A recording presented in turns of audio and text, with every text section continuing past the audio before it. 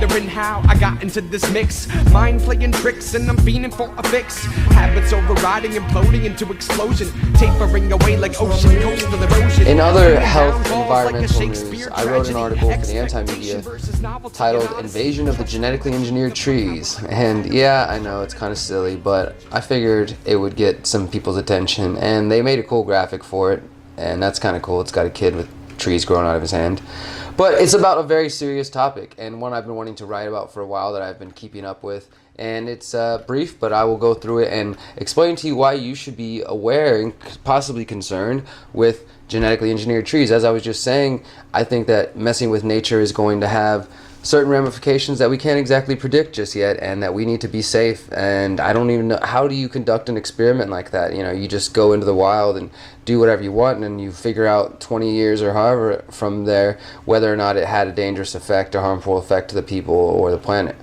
I don't know how you do a dry test for this, but I just don't think maybe we should be doing it. Just because you can do something doesn't mean you ought to be doing something. The fight against genetically engineered trees has become a global phenomenon, with resistance in the United States and Brazil growing daily. On April 9th, the Brazilian Technical Commission on Biosafety officially approved a request to plant genetically engineered eucalyptus trees. This approval marks the first time a commercial entity has been allowed to plant GE trees in Latin America. The company behind the efforts, Futuragene, may soon face legal challenges from concerned environmental groups and advocates.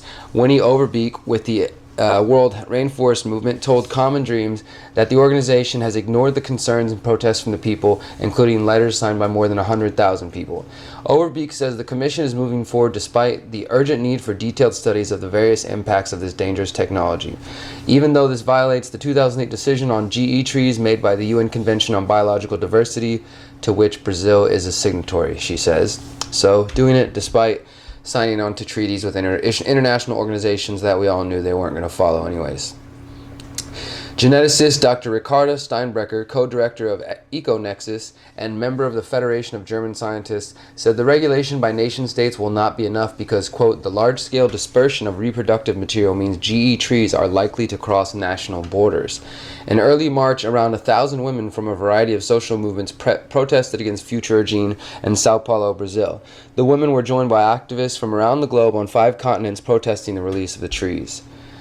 The resistance to the GE trees is also gaining ground in the United States. In January 2015, the United States Department of Agriculture announced that it would not regulate the first genetically engineered trees to be planted in the U.S. Not regulate. So, I mean, let's pause here for a moment and talk about this. You know, obviously, as an anarchist or as somebody who opposes government intervention, regulation is not typically something that I'm looking to do. Although I've been listening more and more to people make arguments about making small wins for liberty, and if somebody votes for something locally and it chips away at the tyranny that we're having to deal with, then you can't really argue against that. And I would say so. So maybe if there was a instance where regulation needed to take place, where at least in the current status paradigm that we have, if you could do something to stave off the government's attack on the planet or the people, while working towards a more free society, then I guess that wouldn't be a bad thing. But I mean, because how do you deal with this new technology like this, GE eucalyptus? I mean, we're not having the ability to test this because, as I said, you can't really test GE trees without putting them into the wild. But we don't know how this is going to affect the planet, and scientists are already warning about the possibilities that are going to happen. And also, as I'm about to go into, not only that, but it's a continued attack on indigenous populations in different parts of the world. So, where I typically am not looking for government regulation, I'm definitely not looking for government regulation. I believe, okay, in this instance, if you don't want government action, and if government probably won't act anyways, or if they do, it'll just be some bullshit deal, then I totally support putting your body on the line. And I really feel like this is something where I would be willing to lay down on the line, literally, to try to stop these trees and try to help the planet. Something I'm feeling more and more inclined to as I realize that I am an earth warrior and I take myself down that path. So the USDA released a response letter to Arborgen, the biotech company behind the trees, including the loblolly pine. The letter stated that the U.S. government will not stand in the way of planting the untested tree. Arborgen also has plans for a GE eucalyptus forest in South Carolina, Florida, and Texas. Critics worry about the effects of planting these trees and the risks of cross-pollination. Doug Guria Sherman of the Center for Food Safety said the USDA is ignoring public concern, and he also said in 2013 the USDA was overwhelmed with thousands of public comments speaking against a planned GE eucalyptus tree forest. In both Brazil and the United States, indigenous populations' ways of life are being threatened. In October 2014, a coalition of indigenous activists gathered in the mountains of North Carolina for an Indigenous Peoples Action Camp against genetically engineered trees. The Indigenous Environmental Network and members of the Eastern Band of Cherokee condemned the planned GE trees and called them colonization of the forests. The groups also said that GE trees threaten the American chestnut tree. And following the USDA's decision not to test the trees, an alliance of indigenous and environmental groups publicly condemned the agency.